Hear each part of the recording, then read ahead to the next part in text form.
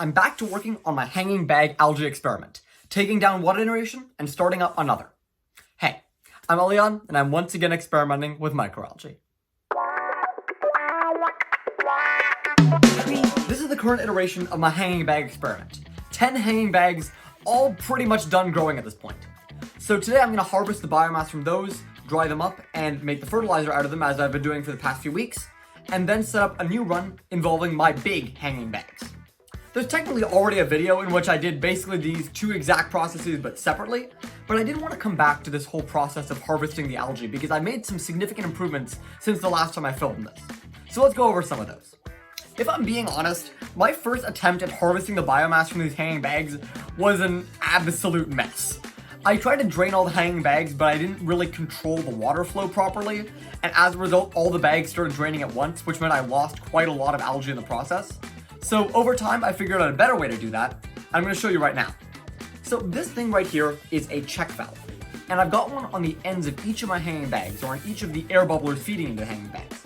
What a check valve does is that it allows air to go in, but keeps water from coming out.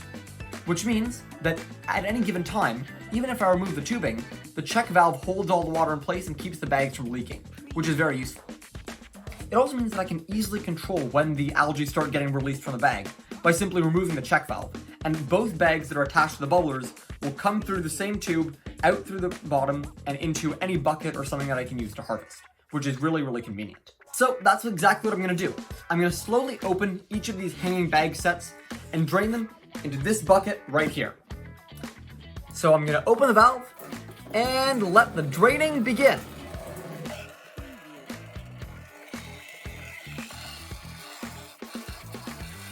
The other thing I figured out how to do is to dewater my algae. Algae cultures are mostly water, like 95 to 99% water. And that means that it takes a lot of energy to dry off all of that water completely just to get the little bits of algae biomass that are left at the bottom at the end. And I was thinking this is a super energy intensive process, and the dehydrator I was using tons of energy and lots of time to get all the water out of the algae. So I was thinking, what if you could separate most of the water from the algae culture and only dry the concentrated bits of algae, thereby getting rid of less water and therefore allowing me to spend less time and less energy on the dehydration process.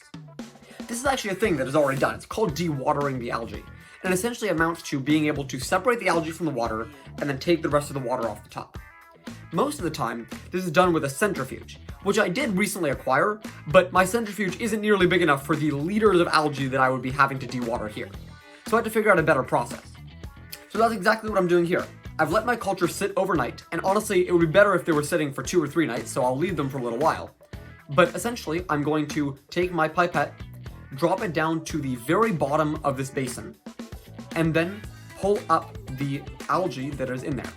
And as you can see, if I show you the pipette, there are a lot of particles in there, and those particles are the algae.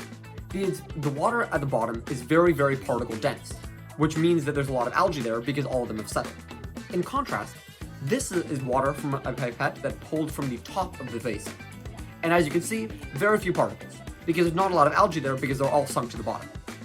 So I've transferred the algae from the bottom of the basin into a new, smaller container, which I'm then going to dehydrate.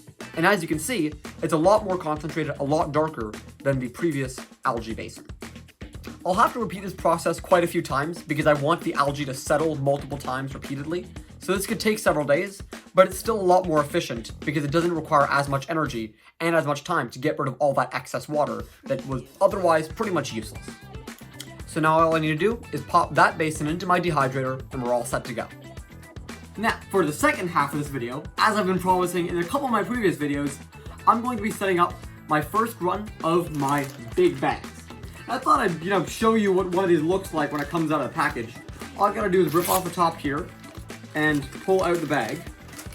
As you can see, it comes folded and opens up to get a bag of this size, which is about 5 liters. And as I mentioned in a previous video, I've got 2 openings, one where I'll be putting the water in and one for air to come out. So now all I gotta do is fill this guy up with water. Alright, so it's now filled up with about 2 liters of water.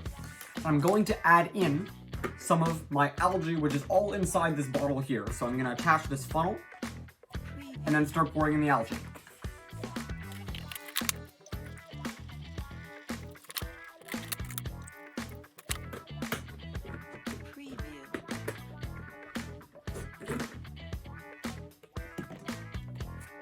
And there we go. Now the bag has both water and algae. It's all set to be hung. All right, so I've hung up that bag along with the other 3 bags that I'm gonna be running for this experiment.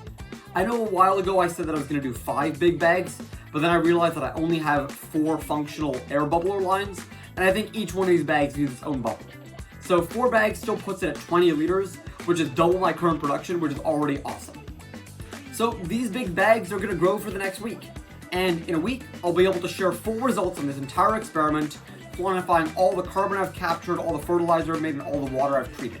So if you want to see the results from almost 3 months of full experimentation, make sure to subscribe on YouTube, follow on LinkedIn, and as always, I'll see you in the next one.